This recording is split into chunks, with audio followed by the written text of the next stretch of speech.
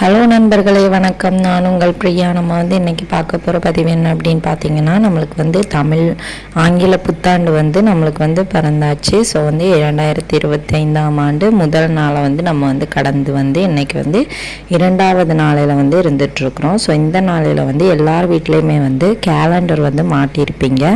அது தினசரி கேலண்டராக இருந்தாலும் சரி, மாத கேலண்டராக இருந்தாலும் சரி, அதை பற்றின ஒரு தகவலை தான் நம்ம இந்த பதிவில் பார்க்கலான்னு இருக்கிறோம். ஸோ வீடியோவை ஸ்கிப் பண்ணாமல் பாருங்கள். அதுக்கு முன்னாடி நம்ம சேனலை நீங்கள் இன்னும் சப்ஸ்கிரைப் பண்ணாமல் பார்த்துட்டு இருந்தீங்க அப்படின்னா மறக்காமல் சப்ஸ்கிரைப் பண்ணி வச்சுக்கோங்க. அப்போ தான் நான் போடுற வீடியோ உடனுக்குடன் நோட்டிஃபிகேஷனாக உங்களுக்கு வரும். மறக்காமல் பெல் ஐக்கானையும் ப்ரெஸ் பண்ணி வச்சுக்கோங்க. இப்போ வாங்க நம்ம பதிவுக்குள்ளே போகலாம். ஸோ நம்மளுக்கு முக்கியமான 3 விஷயங்கள் என்ன அப்படின்னு பார்த்தீங்கன்னா, ஒரு மனிதனோட வாழ்க்கையில் நாள், நேரம், அதே மாதிரி நம்மளோட நடக்கக்கூடிய நிகழ்வுகள், இது எதையுமே நம்மளுக்கு ஒரு தடவை வந்துருச்சு அப்படின்னா அதை நம்மளால் மாற்ற முடியாது. அது அடுத்தடுத்து கடந்து போயிட்டே தான் இருக்குமே தவிர அது திரும்ப மறுபடியும் நம்மளுக்கு கிடைக்காது. ஸோ கிடைக்காத விஷயங்களில் இந்த நாளில் கூட நம்ம சொல்லலாம். இன்றைக்கி ஒரு நாளையில் நீங்கள் ஒரு தப்பு பண்ணிட்டீங்க அப்படின்னா அதை மறுபடியும் நீங்கள் சரி பண்ணாலுமே ஒரு சில பேர் அந்த தப்பை உங்களால் சொல்லி காட்டி குத்தி காட்டி பேசிகிட்டே இருப்பாங்க. ஸோ அதே மாதிரி தான் எப்படி தான் நீங்கள் தலைக்கீழே உருண்டு புரண்டாலுமே போன நேரத்தையோ போன நாளையோ நம்மளால் திரும்ப வாங்கவே முடியாது. ஸோ இந்த நாள் காட்டியை நம்மளோட தினசரி வாழ்க்கையில் ஒரு முக்கிய பங்கு வகிக்கக்கூடிய இந்த நாள் காட்டியை நம்ம வீட்டில் எந்த திசையில் மாட்டி வச்சோம் அப்படின்னா, வீட்டில் ஒரு பாசிட்டிவ் வைப்ரேஷன் இருக்கும், வீட்டில் உள்ளவங்களுக்கு உள்ள சண்டை வராமல் இருக்கும். அப்புறம் யாருக்கு உடல்நிலை பிரச்சனை இல்லாமல், அந்த பண வரவு ஒரு சில பேருக்கு பணம்லாம் கையிலே நிற்காது. அந்த மாதிரி பிரச்சனைகள்லாம் வரும். நம்ம தெரியாமல் செய்யக்கூடிய ஒவ்வொரு சின்ன சின்ன தவறுகளால் கூட நம்ம இதெல்லாம் அனுபவிக்க வேண்டியது இருக்குது. ஸோ அதனால தான் நம்ம இந்த பதிவை போடுறோம். ஸோ இந்த நாள்காட்டியில் நீங்கள் தினசரி கேலண்டராக இருந்தாலும் சரி, இந்த மாத கேலண்டராக இருந்தாலும் சரி, இது நீங்கள் ஃபஸ்ட்டு நீங்கள் என்ன செய்யணும் அப்படின்னு பார்த்தீங்கன்னா, இந்த புது வருடம் நம்மளுக்கு பிறந்தாச்சு. நிறைய பேருக்கு நிறைய மளிகை கடையில், நகை கடையில், துணி கடையில் இந்த மாதிரி கேலண்டர் கொடுத்துருப்பாங்க. ஸோ அந்த மாதிரி கேலண்டர் நம்மளால் முடிஞ்ச அளவுக்கு அடுத்தவங்களுக்கு நம்ம கொடுத்தோம் அப்படின்னா, நம்ம ஏதாவது தொழில் பண்ணுறோம் இல்லை வேறு ஏதாச்சும் புதுசாக தொடங்குகிறோம் அப்படின்னா அது நல்லா சக்ஸஸாக போகுமா. ஸோ அதுக்காகத்தான் இந்த மாதிரி கேலண்டர் அடுத்தவங்களுக்கு அன்பளிப்பாக கொடுக்கணும் அப்படின்னு சொல்கிறாங்க. ஸோ இது ஒரு விஷயம். அதே மாதிரி இந்த கேலண்டரை நம்மளால் நம்மளோட சொந்த காசில் ஒரு சின்ன பேக்கெட் கேலண்டராக கூட நீங்கள் வாங்கி கண்டிப்பாக வைக்கணுமா இந்த புது வருடம் பிறந்ததுனால. அப்படி உங்களோட சொந்த காசில் நீங்கள் வாங்கும்போது அது உங்களுக்கு ஒரு என்ன சொல்கிறது, ஒரு லக்கி சாம் மாதிரி அது மாறுமா. அதனால் உங்களுக்கு இந்த 2025ஆம் வருடம் ஒரு சிறப்பானதாக இருக்கும் அப்படின்னு சொல்லப்படுது. ஸோ நீங்கள் இதை நம்புறீங்க அப்படின்னா மறக்காமல் உங்களால் எவ்வளோ ரூபாய் கொடுத்து உங்களால் ஒரு சின்ன சைஸ் கேலண்டர் கூட நீங்கள் வாங்கி யூஸ் பண்ணலாம். ஸோ அதுவும் ஒரு நல்ல பலன்களை தரும். மறக்காமல் இதை ட்ரை பண்ணி பாருங்கள். அதுக்கப்புறமா நிறைய பேர் வீட்டில் இந்த டெய்லி கேலண்டர் யூஸ் பண்ணுவாங்க. ஸோ அந்த மாதிரி யூஸ் பண்ணும்போது அவங்க ஒவ்வொரு நாட்களையும் அப்புறம் அந்த பேப்பரை கசக்கி டஸ்ட்பினில் போட்டுருவாங்க. ஸோ அந்த மாதிரி செய்யக்கூடாதாம். அது தவறான விஷயமா.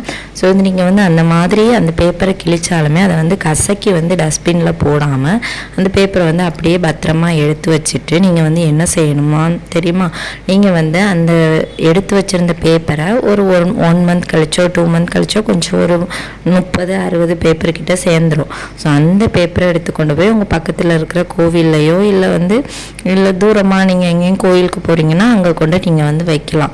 இது எதுக்கு அப்படின்னு நான் சொல்கிறேன்னா, அங்கே விபூதி எடுக்கிறதுக்கு இந்த பேப்பரை அவங்க யூஸ் பண்ணுவாங்க.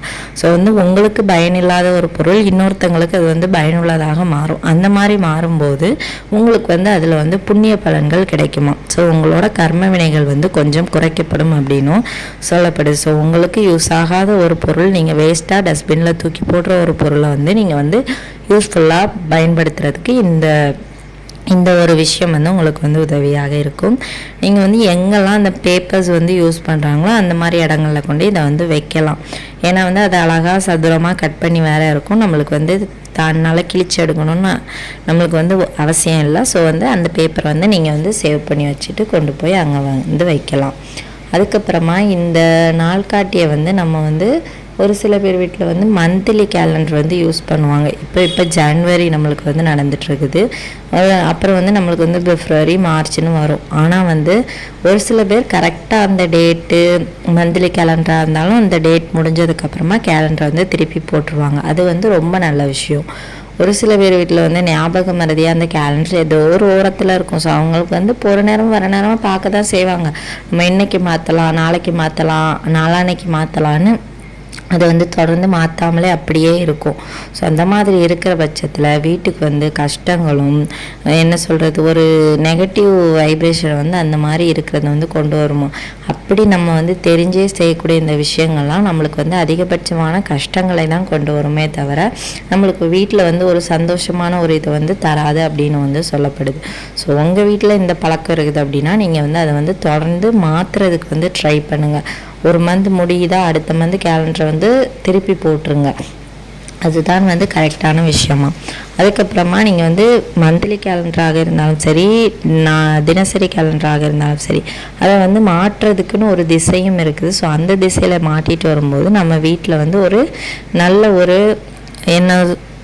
நல்ல ஒரு நிகழ்ச்சிகள் நடக்கிறதுக்கு, அப்புறம் வந்து ரொம்ப வந்து நம்மளுக்கு வந்து கெட்டது வந்து நம்மளை வந்து டிஸ்டர்ப் பண்ணாதான். ஸோ அதுக்காக அதை வந்து எந்த திசையில் மாட்டணும் அப்படின்னு பார்த்தீங்கன்னா, எல்லா வீட்லேயுமே வந்து நிறைய ஃபோட்டோஸ் அது இதுன்னு மாட்டியிருப்போம். ஸோ இதுக்கு வந்து உகந்த திசை எதுனா தெற்கு பக்கமாக இருக்கிற செவரில் நம்ம வந்து மாட்டும்போது இது வந்து வடக்கு பக்கம் பார்த்து இருக்கிற மாதிரி இருக்குமா. ஸோ அப்படி வடக்கு பக்கம் பார்த்து நம்ம வந்து போட்டோம் அப்படின்னா அது வந்து நம்மளுக்கு வந்து தொழிலாக இருந்தாலும் சரி, குடும்பமாக இருந்தாலும் சரி, என்ன விஷயமா இருந்தாலும் நம்மளுக்கு வந்து ஒரு முன்னேற்ற வளர்ச்சியை தான் கொண்டு வரும். அதனால தான் இதை வந்து வடக்கு திசை நோக்கி வந்து நம்ம வந்து போட சொல்கிறோம். அது தெற்கு பக்கம் இருக்க செவரில் போட்டோன்னா தான் வடக்கு திசை பார்த்து இருக்கும். நிறைய பேர் வீட்டில் தெரியாமல் ஃப்ரீயாக எந்த ஸ்பேஸ் இருக்கோ அங்கே கொண்டு போட்டு வச்சுருப்பாங்க. ஸோ அந்த மாதிரி வைக்காதீங்க. அதுக்குரிய திசையில் வந்து நீங்கள் வந்து மாட்டும் போது அதற்குரிய பலன்களை வந்து நீங்கள் வந்து பெற முடியும். ஏன்னா வந்து நம்ம வந்து எல்லா விஷயங்களுக்கும் யூஸ் பண்ணக்கூடியது இந்த கேலண்டர் தான். நல்ல நேரம் பார்க்காம நம்ம எதுவுமே செய்ய மாட்டோம். யாராக இருந்தாலுமே சரிதான். நீங்கள் வந்து ஒரு சுப நிகழ்ச்சிகள் செய்கிறதா இருந்தாலும் சரி, ஒரு குழந்தை பிறந்திருந்தால் அவங்கள வந்து எப்போ பிறந்திருக்கான்னு பார்க்குறதும் சரி, எல்லாத்துக்குமே நம்ம வந்து யூஸ் பண்ணுறது இந்த கேலண்டர் தான். ஸோ அதனால் நம்மளோட தினசரி வாழ்க்கையில் யூஸ் பண்ணக்கூடிய ஒரு பொருள் சரியான திசையில் வந்து நம்ம வந்து மாட்டும்போது அது வந்து நம்மளுக்கு வந்து நல்ல பலன்களை கொண்டு வரும் அப்படின்னு சொல்கிறாங்க. ஸோ வந்து மறக்காமல் நீங்கள் வந்து இதை வந்து ட்ரை பண்ணி பாருங்கள். இந்த பதிவு வந்து உங்களுக்கு உபயோகமாக இருக்கும்னு நினைக்கிறேன். உபயோகமாக இருந்துச்சு அப்படின்னா லைக் பண்ணி ஷேர் பண்ணுங்கள். மறக்காமல் நம்ம சேனலை சப்ஸ்கிரைப் பண்ணி வச்சுக்கோங்க. இந்த வீடியோவின் முழு பதிவை பார்த்ததற்கு மிக்க நன்றி.